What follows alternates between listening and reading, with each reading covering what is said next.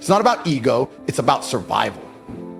It's about becoming so sure of who you are that nothing, not hate, not failure, not fear, can shake your foundation.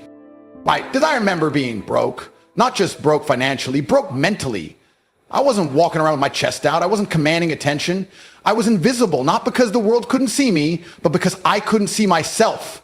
I didn't believe I mattered. And let me tell you something. That's the most dangerous place a man can be. Not rock bottom, not failure, but when he starts believing he was never meant to win in the first place. It wasn't a single moment that changed me. It wasn't a Hollywood scene with fireworks or a sudden flood of motivation. It was a decision. Quiet, violent, permanent. I looked at my reflection one day and I realized this version of me dies today because the man I wanted to become, he wasn't coming to save me. He wasn't some distant version waiting at the end of success. He was inside me, buried under excuses, laziness, and fear. And I had to dig him out with my bare hands. That's where confidence is born. Not in comfort, not in hype, but in the trenches, in the mornings you don't want to wake up, in the workouts where your lungs burn, in the hours of silence where no one sees the work but you do it anyway. People love to say, believe in yourself. Sounds nice, doesn't it? But belief isn't some fluffy mantra. It's war. It's you versus every insecurity that's ever tried to silence you.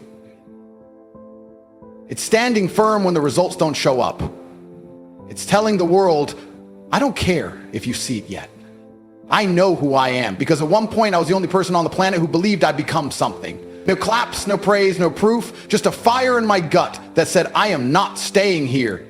That's what people don't understand. Confidence isn't loud, it's silent conviction. It's the unshakable decision that mediocrity is no longer an option. I remember when I first started making money, not much, just enough to breathe differently, just enough to walk with purpose. And do you know what I realized? The confidence came before the cash. The internal shift came before the external reward. I had already started acting like a millionaire when my bank balance was still starving. Because I wasn't acting, I was aligning. The world doesn't reward the capable. It rewards the certain. I was certain, not because I had all the answers, but because I was finally asking the right questions. Who do I want to be? What am I willing to sacrifice? How hard am I willing to go to make it real? Most of you are stuck because you're waiting for permission. You're waiting for some magical moment where the stars align and your doubts disappear. That moment will never come. No one is going to walk into your life and crown you king. No one is going to hand you confidence on a silver platter. You either build it or you suffer. You either declare your value or the world assumes you have none. And the thing is, once you taste even a small drop of belief, real belief, it's addictive. Because suddenly you realize you've been living on autopilot. You've been watching your own life like it's a movie you're not even starring in. And for the first time, you grab the wheel and say, I drive from now on. People talk about success like it's this distant mountain you climb once and you're done. But it's not. It's a decision you make every day. You wake up and choose to be a winner, even if you don't feel like one yet. You walk into every room like your name belongs in it. You shake every hand like you're going to be remembered.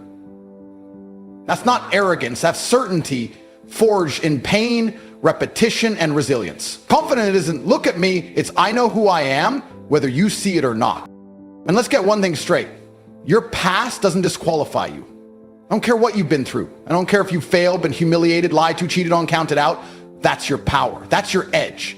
The scars on your soul are not weakness. They're the proof that you've survived hell.